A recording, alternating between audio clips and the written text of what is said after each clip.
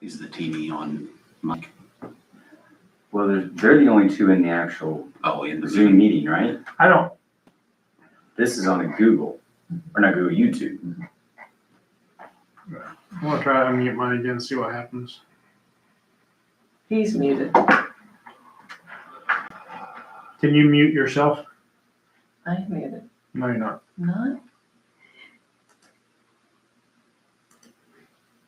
Have you been to the Mexican restaurant? Oh, yeah. I like it. I thought it was good. I went It's once. really good. I like the salsa. It sounds spicy. All right, Matt, we'll be there in a minute. I've had New Harmony on the beach twice. Okay, I'm muted now. Okay. It's expensive. I muted the computer and not the. We'll try Chicken this. and Matt, can you hear us? Rice and cheese. It's. That sounds good. I can hear you guys. Okay, great. We're gonna get this going then, and you just wanna face the screen so you can see what when the slides come up, or do you wanna see the board? Does it matter? That's TV's fine. I don't care. Okay. At this time, I will call the special meeting of North Jersey School Board to order. Please join me in the pledge of allegiance. I Pledge allegiance to the flag of the United States of America and to the republic for which it stands, one nation, under God, indivisible, with liberty and justice for all. At this time, we'll open the meeting to conduct a preliminary determination hearing and turn the meeting over to Mr. Slagle. All right, thank you, President Oakley. We're going to provide some background for the project and the bonds. The public hearing is the first step in authorization of general obligation bonds for the school. Because of the school's corporation debt service fund levy, the school corporation has to hold two preliminary determination hearings to get public input on the bonds and the project. This is the first preliminary determination hearing. I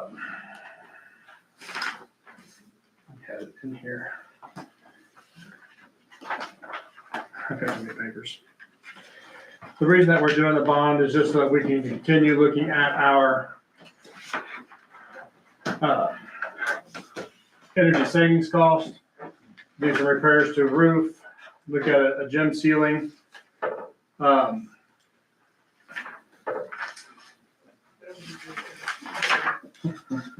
Elementary classroom sinks, our junior high and high school restrooms. Look at student Chromebooks, bus replacement. We had a roof installation there for North Elementary. Upgrade lighting at the junior high and high school to go to LED lighting with motion sensors.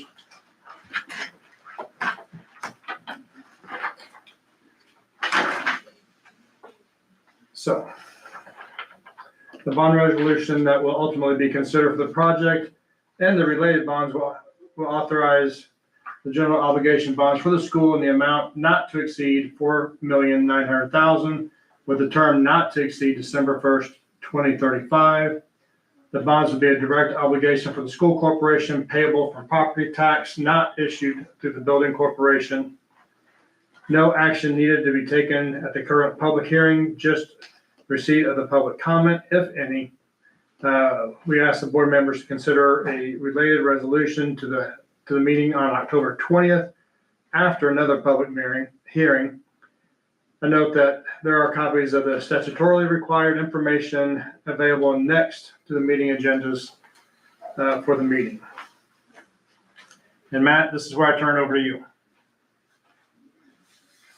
Awesome. Thank you. Can you guys hear me okay? Yes. Yes. Yes, I can. Okay, so I'll walk through a brief presentation. Looks like it's up on the screen there. Yeah, so this first page looks at your current debt levy. So this is all of your outstanding bond issues that would be paid back through the debt service fund. We are looking at levy here. This is the amount of property taxes required by taxpayers to pay off your current bond obligations. 2025, your current debt service levy is about $3,350,000. That is scheduled to drop in 2026 and stay level through 2038. So as we sit here and talk about this proposed project, you guys are in prime position to be able to do this project without increasing taxes to the taxpayers, to the public taxpayers. And we look at how that can be accomplished on the next page. So the next page shows, did it scroll? I can't see. It Yeah, did. there we go. So the next page looks at a proposed payback. What's that? Nothing, I was just adjusting the screen. Can you guys hear me? Yes. Yes. Oh, okay. Yeah, perfect. So this page looks at the proposed payback of the $4.9 million GO bonds. And again, we're looking at levy. This is the actual taxes that would be paid. And based on this structure, you can do so without impacting the taxpayers. Previously, we used to talk about tax rate a lot. Senate Enrolled Act 1 has kind of flipped that on its head. So now we're talking about the levy. The levy, again, being the amount of taxes, the tax liability that your taxpayers are paying. So because of this project, you will be able to repay this in as little as 3 years without increasing the tax liability, the amount of taxes paid by the individual homeowners because of this project. So can keep the levy stable in 26, 27, 28. And then be right back where you guys are today out in 2028, being able to potentially look at additional projects without increasing that levy. So I've said it several times, I'll say it again, we're not impacting the amount of taxes paid by the taxpayers as a part of this project. Now, this is a proposed repayment schedule. We'll have conversations between now and if you want to move forward. If you think there might be additional projects in the future and we structure this a little bit differently, we could do it that way, but we certainly can prove that this will not impact any of the taxpayers in your school district. The next page shows the legal parameters. As Todd mentioned, there is no resolution in front of you tonight. That will be at your next hearing. However, I do like to walk through the financial parameters just so if there's any questions, we can answer those in the first hearing so that you are well prepared for the second hearing. So maximum par amount of the bonds, as we've mentioned, is $4.9 million. The estimated cost of issuance, these are the upfront professional fees, we've listed at $150,000. That's a conservative number. That number is going to end up being less than this, but this entire page kind of paints worst case financial parameters. So most of these numbers will end up being a little bit better. But based on that would leave estimated proceeds available for hard and soft costs, the dollars going into the actual projects, at $4,750,000. Final maturity of the bonds can be no later than December 31st of 2035. Again, we don't expect it to go that long, but we're just building in some flexibility in these parameters. Maximum interest rate listed at 6%. If you were to do these bonds today, you're somewhere in the neighborhood of 4%. We're obviously not doing these today. Interest rates have been bouncing around. So again, building in some flexibility in that number. Estimated maximum tax rate impact. I do want to spend some time on this because you've heard me say we're not impacting the taxpayer in any way.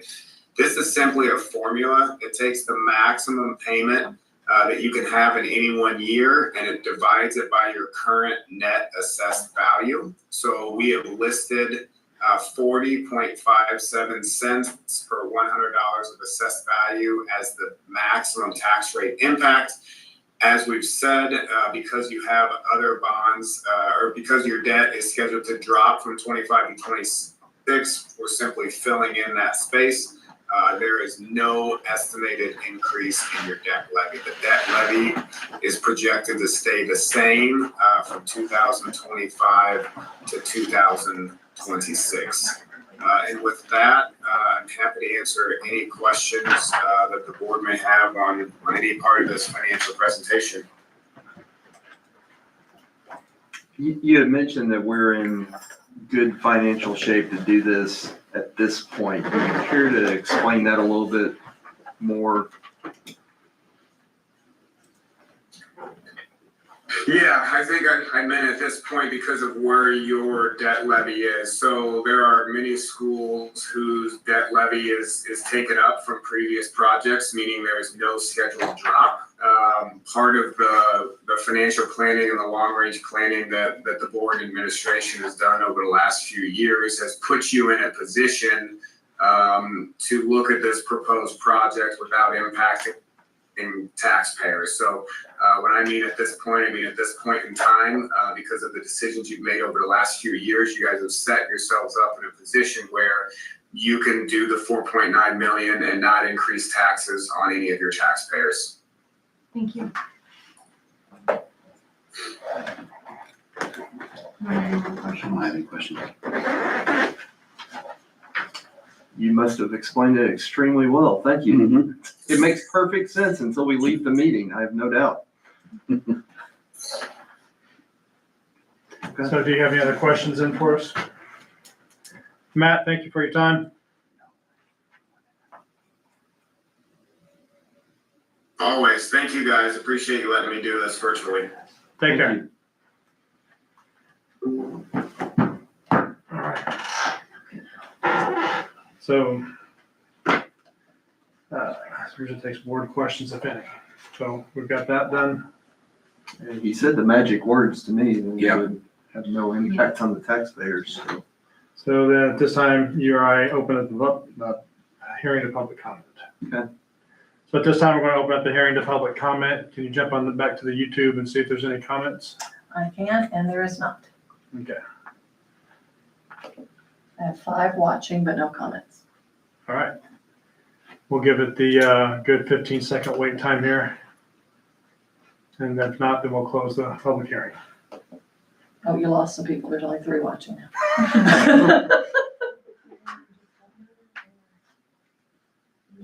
All right. With that being done, then I'll leave it to you to close the hearing. And We will close the public hearing at 3:18.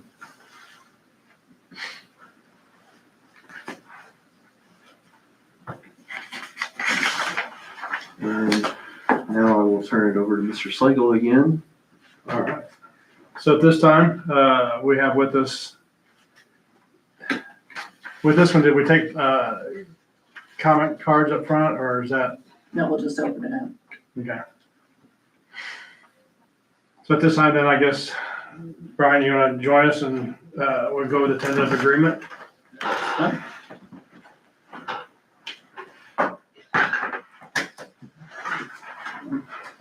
Everybody working off the same paper, right? What I signed? Okay, that works. So Brian Wilson, representing NEA North Posey, Todd Slagle, Superintendent for North Posey School Corporation. We came to a tentative agreement with our teams on September 22nd. We did make changes to our ECA schedule to the amount of $20,962.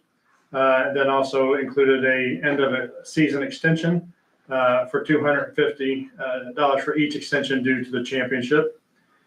Coaching stipends were also decided that they could be split in various ways. Here it was listed 25, 50, or 75. Sometimes our coaches opt to do that. We included an attendance incentive program. This is going to be a 1-year pilot with a provision for year 2. Teachers are allowed to can bank all, if not maximum 192 days accumulation, 10-day buyback cap. So what we did is we set a ceiling of $140,000. Any money not spent over $140,000, teachers have 3 options.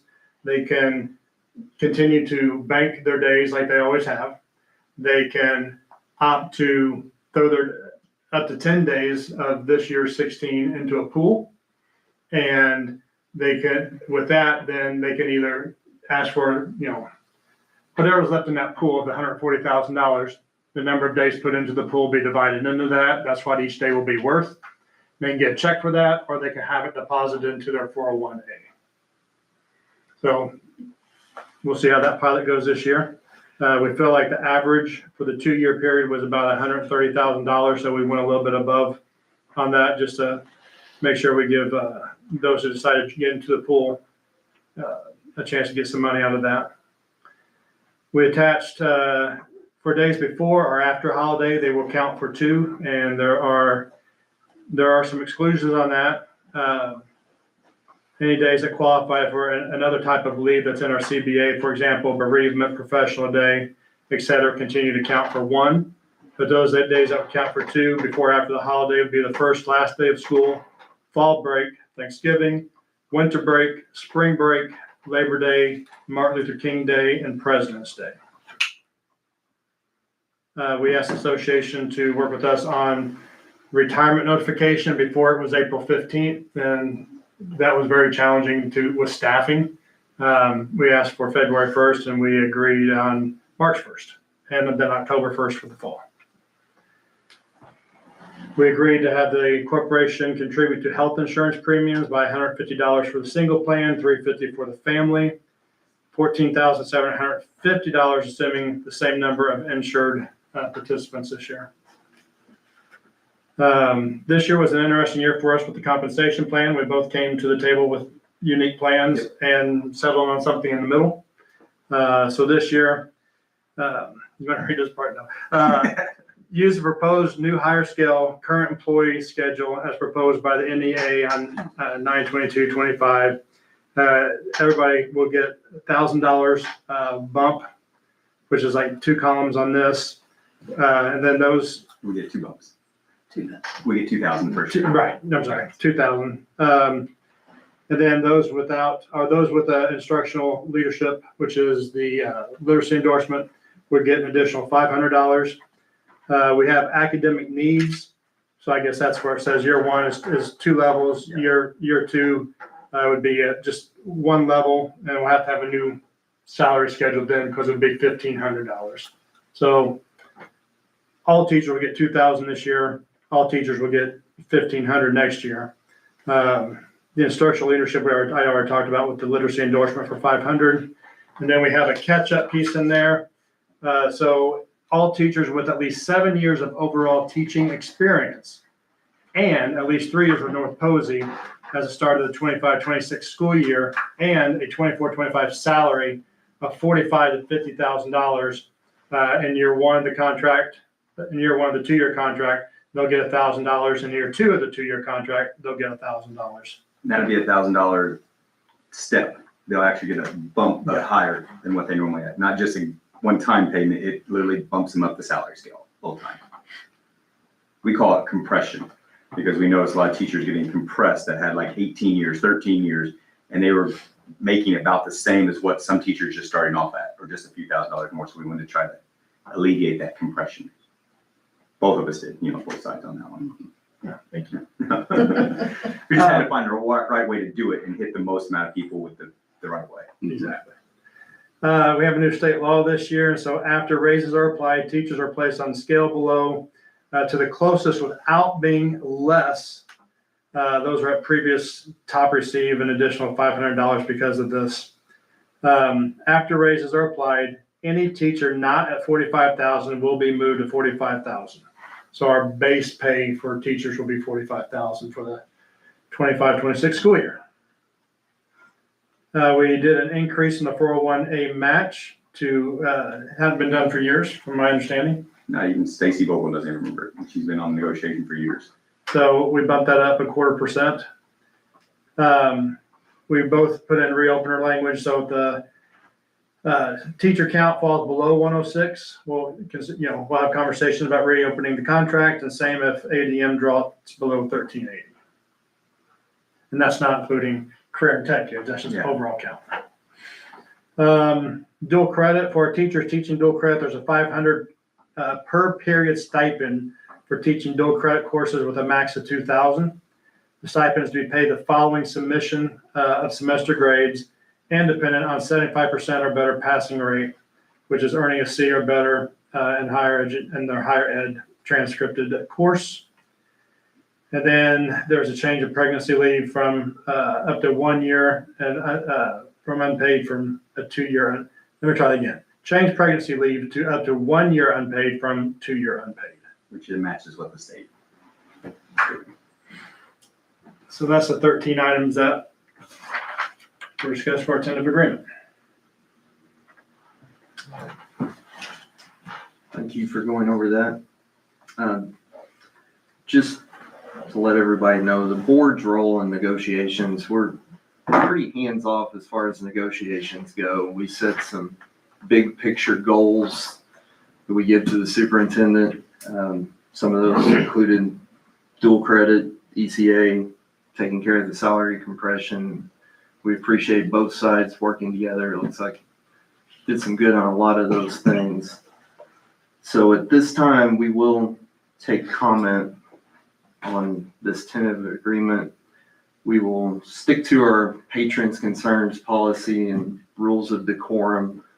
So in the neighborhood of 3 minutes to speak on anything with this. And there's no sign in for it. It's very informal, but you will not get any feedback from the board today, but we do appreciate your comments, and it gives us a chance to understand some of the intricacies of this that we don't normally understand. So however you all want to do it. Just usually step up, introduce yourself, and go from there. Okay. So I'm Morgan Daly. I teach at the high school. I teach integrated chemistry and physics, chemistry 1 and chemistry 2.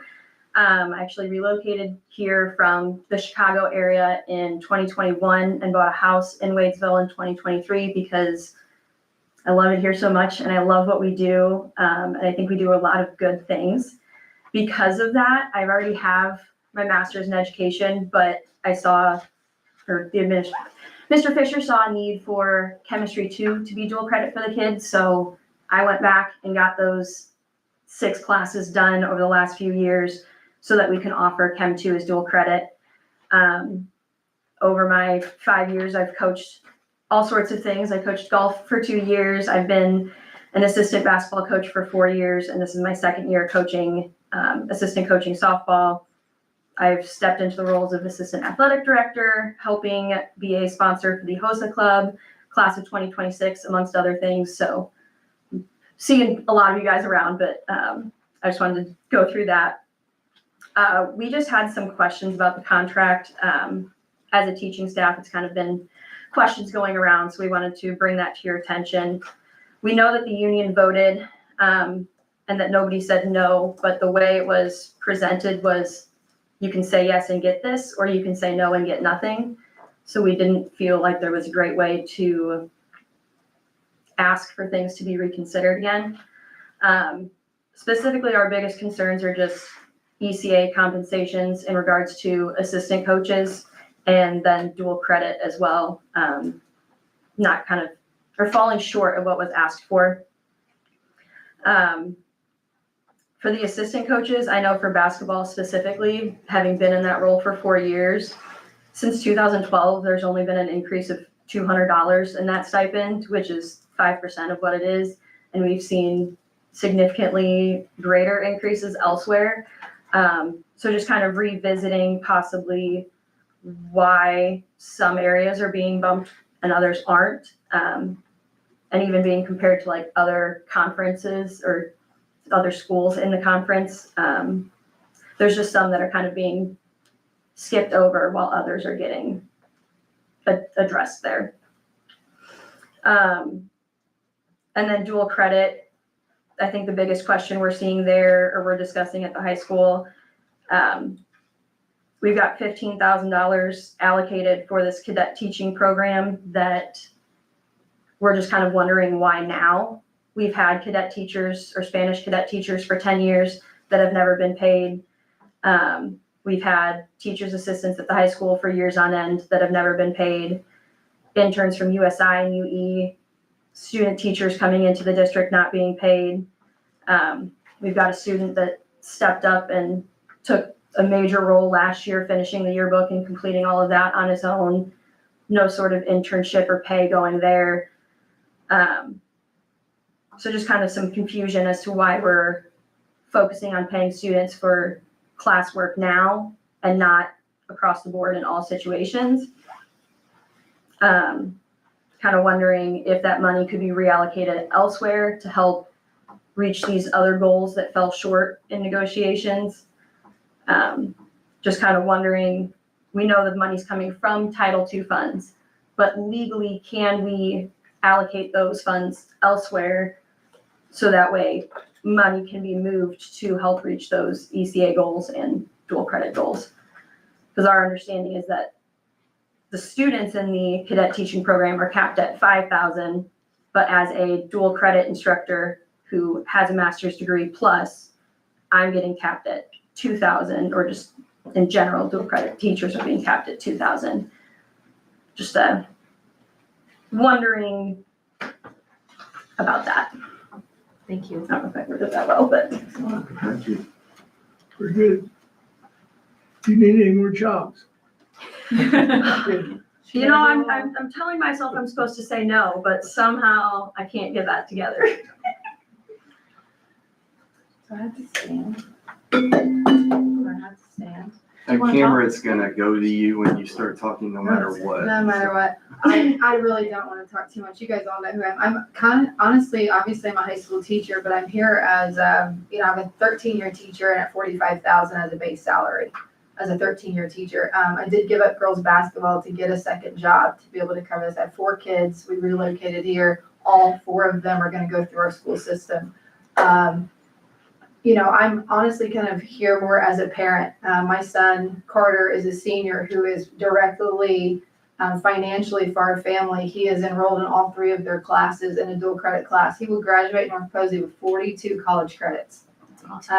He will go in as a second semester sophomore. He's applied to IU, Purdue. He doesn't know. He applied to, I think, every college in the state. And what that means financially for our family is huge. And I think it's incredible. What these teachers right here sitting next to me have done for our school is incredible. We get $40 per credit hour per student. So Carter, $40 times 3 in her class, and she has 35 enrolled in her class. Shelly, Ms. Schmidt here has 65 enrolled in her class. Kurtman, how many of you have enrolled in your class? 114. 114. We get $40 per credit hour. So what I struggle with is when I see that there's $15,000 being allocated for cadet teaching, when I watch my husband, who works tirelessly, that could be a whole nother conversation, take an intern from USI for 2 years. One of our students for 2 years didn't get paid at all. And had that student, I mean, he brought, you know, or Miss Daly brought up a student last year. I'll use your son as an example. Brant Oakley stepped up bigger than any student I've ever seen in our high school to run our yearbook when our teacher left, and literally has the best yearbook I've ever seen us have, and didn't get a penny for it. My son, Carter, who steps up and does, I would call it athletic internships, when he has to work events with us on Saturdays and works wrestling events and works, you know, helps us in the concession stand and stock it and go with us to get things. That's just as much as an intern. So we really struggle with the financial compensation we're seeing there when we fell really short. The hardest thing I ever did was give up coaching, but financially what I was getting paid and what I was giving up with my children was not fair. Not fair to my kids, and I couldn't do it. And so now as the assistant athletic director, I think Coach Daly and I in 1 week covered, I can't even, and honestly, how many times did these teachers sitting next to me work gate for free? We're not compensated for working the gate. How many times I see Mr. Wilson here working the scoreboard and doing all kinds of behind the scenes stuff for free, because we do love this place. But what I struggled with was seeing this money allocated to cadet teaching when we are really short in dual credit and very short in ECAs. I was looking at, you know, our assistant football coaches, $100. Our basketball coaches, $200 versus other it just blew my mind when I looked at the responsibilities. And so this summer, me, Miss Daly, Coach Embry, and Mr. Kurtman ran summer weights 3 days a week. We had hundreds of kids in there, and they were with us. There were 4 of us there every single day. It was us 4. That's on their own time and doing that, and just like for the kids. And that's what I keep saying. We keep giving to this corporation. We moved here. We moved our kids here. We, you know, Mrs. Schmidt has bought a house here. We keep giving to this corporation. We're not taking. And that's what I struggle with, is seeing a lot of take from a lot of areas in our corporation that could be giving. So I don't know if that makes sense. Thank you. Thank you. No, I've met a lot of you.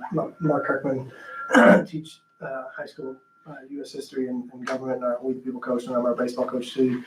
The problem for you guys is there's not a person on this contract that would say they don't deserve more. To me, the way I look at this, I think about the optics and the message that that program sends. $15,000, let's be honest, is not, when you're talking multi-million-dollar budgets, is not that big of a deal.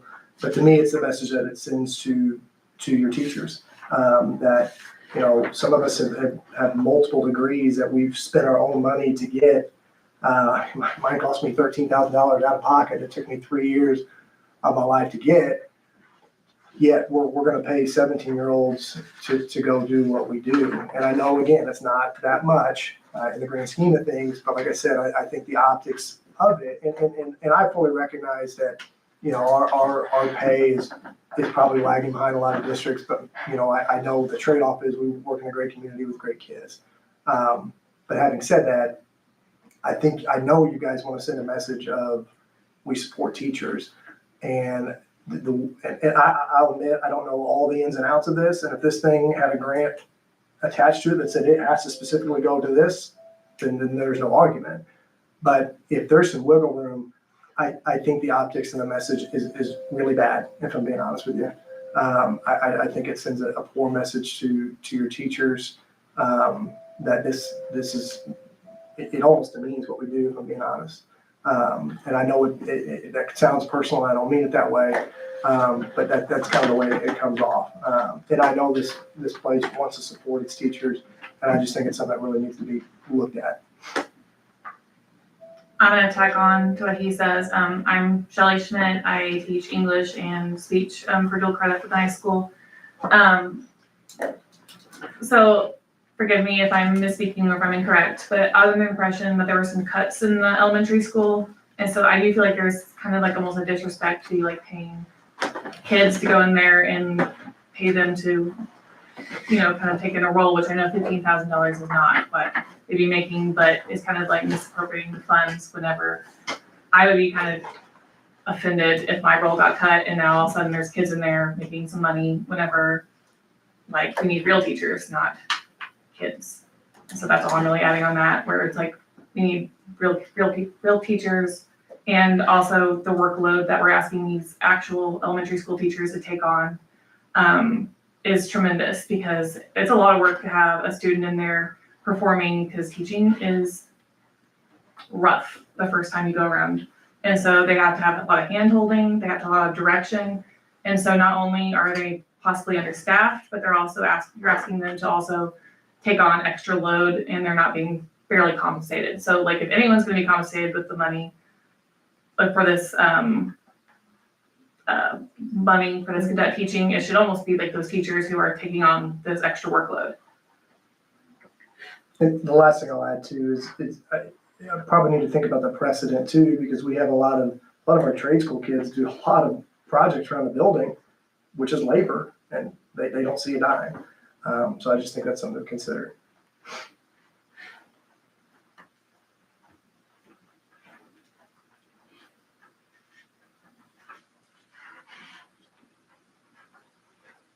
You do have a few comments on the YouTube chat. Can we read them out? Is it too far? Pilot for buying days. When will we know what a day is worth? Is there a date set? If you charge double for a Friday being taken off, since we weren't aware for this up to this date, will we charge double for a Friday already taken this year, or is there a date set for this to start? Mentor teachers who are taking these cadet teachers, USI students, other students coming into our rooms. Why are the cadet teachers getting paid but mentor teachers receiving nothing? Why is this? Loyalty to the corporation needs to be recognized, not taken for granted. Also, how can we offer opportunities to staff? Sorry, I got an email. How can we offer opportunities to a staff, elementary, junior high, and high school?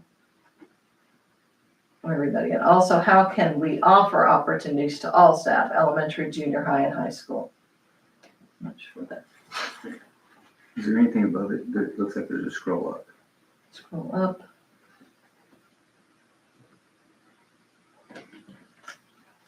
I don't see anything else. See the gray bar, so you can slide that up. How do we get me off this camera, by the Okay, no, it's- way? No, that's, every time you talk. Of course. Be quiet. It's like a huddle camera on the basketball court.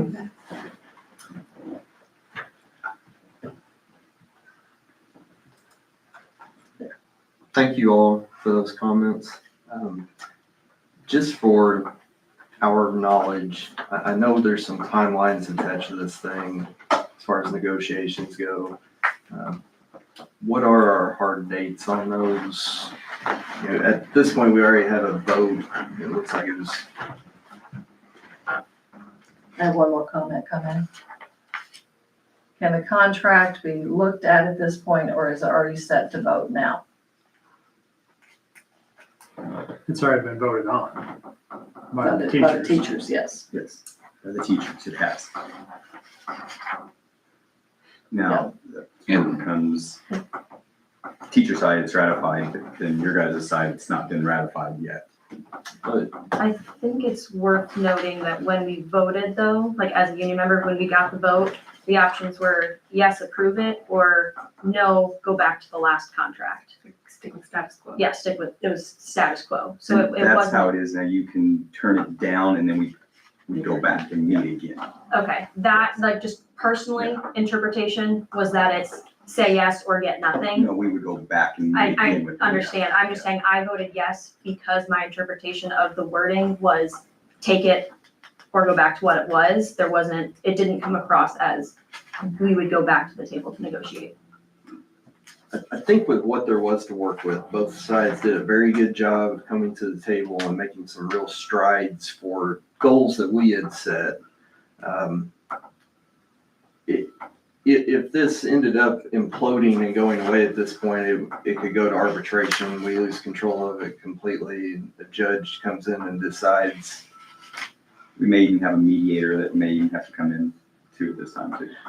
Are there any options for, if we move forward and approve this, that there could still be discussions on some of these items? Memorandums of understanding, I guess, with the association, to where if there are ways to clarify some of these things, it could be done I mean, after. the we're board just in our first approves it. hearing now anyway, Yeah. so Mhm. we won't ratify it today either way. But we're looking 2 weeks from now, Right. so But one of I have a those can question. fall break. What if we decide, hey, we want to make a change on this? I'm not gonna say changes or anything, because I don't think it's appropriate. But We if bring we both want to sides make a back to- change, does it have to go back to the teachers? And then we would re-meet again. If you would turn it down, then we'd re-meet again, both of our committee and your guys' committee, and come up with a different plan. Just like if our teachers would have turned it down, we would have had to come back and meet. Well, if you guys turn it down, we'd have to come back and meet and try to fix where we Does need to that work. mean it goes to remediation, or does that mean? I just- think there's a date. There's What a is the date. I date? said, no, everything has to be done by like November 15th. But there's times in front of that, so it's not like we can finish up on the 13th and sign it and be done. Because it has to be posted, we have to come back to a tentative agreement, we have to then, you have to wait 72 hours, minimum, then to have, you all vote on it, and that's after the teachers and staff would, but Not saying it's impossible, because it's very possible, but it would take some more meetings that we'd have to do, and we have to get together, so. Are there nothing's any no. avenues outside of that, I guess, if we continue on the timeline we are with the vote of 62-0 approving it, to where we could take that and then you all could still make some changes outside of that through a MOU? I guess I'd wanna know, are we talking about like the questions that were on the YouTube, are we talking about? I don't know. I'm just trying to wrap my head around I what think- options there are to where. I think Brian and I could have conversations and talk to our people about, like, I wouldn't wanna go back and charge people retro for days, before a holiday. So, even if we say that starts like beginning of January, I would be good with that. What were some of the other most of the other ones were kind of what the group here mentioned about the cadet teaching, the 15,000 maximum budget that was allocated for that pilot program. I'll make another comment on that. I do feel like most, and just like what Miss Daly said, when we were under the assumption that, or they were, that it was all or nothing, but most of the people we had started to talk to in our building thought that this cadet thing was presented as a grant-funded program, which and I think the cadet program is an awesome program. I'm not discounting what it is for. I think it's incredible. If it was grant-funded and we had a surplus of money, but we don't. There are places we're falling short, so we're falling short, so why, if we have 15, so if we didn't get the grant and it's not there, and now so we're pulling it for this, so that's I think there's a lot of people on our side that did not know that this did not end up being a grant-funded position, and are very against it. We're just the ones that came on behalf of our building for this because it's our coaches and dual credit teachers where we're falling short. So this is an area where we could maybe make up some ground there.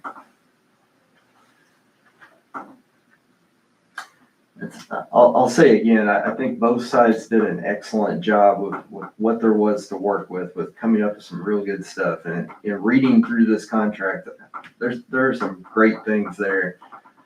I would be scared to throw this out and start over. It's the most complex contract I've been a part of, and I've been a part of about 7 of them, I think. Very complex. We had a lot of different issues. A lot of times, we don't hit this many points when we come up to a contract. So it was very complex, I'd say, and all the things that we were hitting, from retirement to compression to dual credit to science reading. We had to fix some herb language. We did a lot of things. So yes, I'm not saying out, but I would love to fix some issues still too. I mean, we want issues. So, I mean, if he's in agreement of working, I'm not going to turn anything down for our teachers. If we can get some more leverage or some more help for our teachers to stay in this community, we're all for it. We really would like to help out our coaches. I mean, that was one thing that was one of our top things, to help our coaches, because high school coaching has changed in the last 10 to 12 years from a 3-month program to a 12-month program. This dual credit, it's changed in the last, since I was in high school, where now dual credit teachers, they're being fought after. Gibson Southern's paying them, Tell City's paying them extra money. And we just heard that, we have students here graduating as sophomores in college, and, you go to Gibson Southern or South Gibson or these other corporations offer them money, they can go, and they can make more money somewhere. Losing some of these teachers out here at the high school, we lose money as a corporation. So yes, I'm always open to help out our teachers even more. And I don't know. So is there any issue with going back, learning or discussing more about the funding of the cadet teaching, but yet keeping this currently approved by the Teachers Association contract on this path? And then if before the 20th, if we come with a new proposed plan, going back to the teachers union, getting a vote on that. I think, and I'm not a lawyer, but someone have to deny this contract before we have to re-meet again. Does that sound right? I would, since we're talking about ECA schedule, we're not talking about base salaries. Both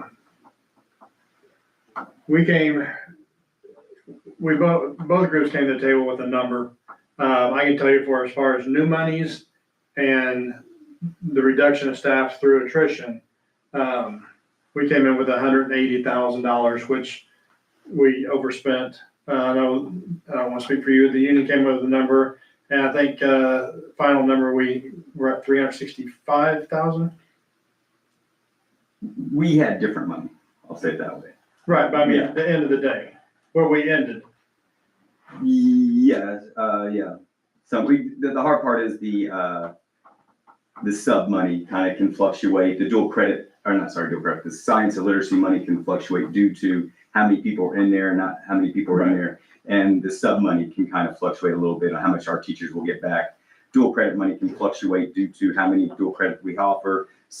Also, zero period fluctuates because how many zero periods we offer, that is fluctuates from year. So when you say exact dollars, it's really hard to say, here's how much was done during this contract because of so many fluctuations. But for the most part, that's still money in teachers' pockets. It is, yes, but you know, how much, yeah, we both had our dollars and that's how negotiations work. You start here, one starts here, you try to find the middle ground.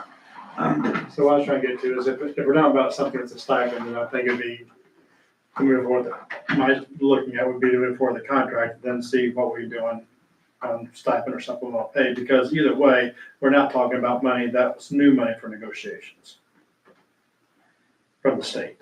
So basically, we can approve the contract, revisit ECAs and dual credits, and maybe even add more supplemental pay, is what you're saying, for those positions? I'm just saying it's an option. I'm not, I mean, from my side, we spent more than what we had planned on. Almost $100,000. I get, what I'm saying is allocating the cadet teacher money to a different place. Is that something that can be negotiated and still talked about? Our end would love that. That's not a negotiated Yeah. item. No, I'm not saying that. I'm saying- So it Yeah. can be done outside of this contract then. That's outside of this contract. You've already posted that. Those kids have been hired to do that job for this school year. Right. I mean, I think it's a moot point for the 25-26. It was a pilot program. Again, my opinion, it was a pilot program. I mean, you could vote to not do it next year, but to me, 25-26, you have already approved it, and those students have been hired, Mhm. period. Under the assumption it was likely grant funded. I would hate to see there are so many good things in this contract. I would hate to lose some of those. But I'm always up for giving coaches more money. I mean, You also have to ask yourself, let's say Mrs. Daly here, and I'm keep using my son as an example, who's enrolled in all three of these classes. If she leaves and goes, our school loses, so you talk about what, $40 per kid times 3 credit hours times every kid that's enrolled. We get that money with her being that teacher, with Ms. Schmidt and with Mr. Kurtman being the teachers and that. So we get money from the state for that. Those 3 teachers leave. How do you make up that money? I know Mrs. Schmidt and Mrs. Daly both went back to class on their own Well, their own done, and Mr. Kurtman. to help out the high school to get that dual credit money. Mr. Colley's another one that we have a slew. It's incredible to be able to tell people that we have this many dual credit teachers is incredible for our school. It is, and I think Tell Cities is 6,000. That's what they get for teachers, 6,000 For what? for the For dual dual credit. credit. I don't know theirs off the top of my head, but I know that they're one of the first primary schools to start this. They've done it for a few years now too.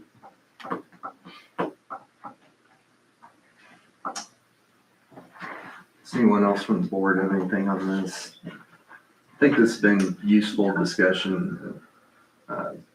Obviously, several of us have personally seen the value of these dual credit classes. And there's no debate on that. Thank you for your comments. It's good information. I'm sure there will be some discussions on what the options are and talking about these things from here. So I think then that we can close the discussion on the Is there any more? agreement at this point. There's nothing else. Wait, no one just came in. I think it's just reiterating everything that's being said in this room. Dual credit teachers are awesome for the high school. Let's remember that. Obtaining a master's AD now, the science of reading is all that's available to elementary teachers. There's a typo there, but I'm not I sure. think what they're that's saying is dual credit can be acquired by the junior high and high school teachers. Elementary can only do science read. They would not be able to get any of that dual credit money. Because they can teach, but junior high, since our junior high and our high school are on the same bell schedule now, there can be a junior high teacher that can jump up and do a high school class and earn some of that dual credit money too. And any teacher can get the early literacy endorsement. Yes, which we are working on right now. I don't, We we can't, we don't, if you're not K through 5 or special ed, you don't get the free keys PD, literacy, keys yes. of literacy PD, and you don't get the reimbursement for the exam. So it would all come out of our pocket to get the science of reading endorsement. So it would cost. It would You still cost. can get, but you can't get it for free like the elementary teachers currently can get it. They can take the keys of literacy courses, the 80 hours for free. The high school teachers we've looked into, they cannot take that program for free. They have to pay for it now. Mr. Nance has really looked into that for us, contacted the Department of Ed, trying to find ways to get that for us. He's still working on that quite a bit to help us out. What does that cost look like? I mean, 80 PD hours. Yeah, I don't we imagine. looked at, Mr. Nance has that number, because he, like I said, he's been really communicating with the DOE right now, trying to help out, trying to figure out what we can do to help out the high school teachers so they can get it free, just like your K to 6 can get it for free. So he's been working with them. I don't know, but he has been in communication with them, trying to help out the high school teachers, so they are not paying. They get the same as the elementary. But, I mean, I can talk to Mr. Nance and get back with you guys on how much it would cost. Yeah, we've looked into it multiple ways. Yeah, I'm just curious. I mean, I didn't know. Yeah, I know it's $500 or $5,000. It's not like thousands, I don't think, but it's hundreds of dollars if I'm correct to do those classes. I just don't remember the exact dollar for that for you to enroll in that course and not get it for free. It used to be offered for free when this first came out, like what, a year and a half ago or 2 years ago. But of course, grant funding through the state is reduced. So now they're charging if you're not a K to 6 or dealing with K to 6. So for like our ELL, Ms. Schmidt, I think she can get it because she deals with K to 6 and ELL, so she can actually apply for that because she deals with the elementary. So you have certain little bypass of it, like Mr. Nance, who's a high school math teacher, he doesn't deal with that, so he would have to pay for that, or Mrs. Daly, or Mrs. Schenk there, or Mr. Kirkman.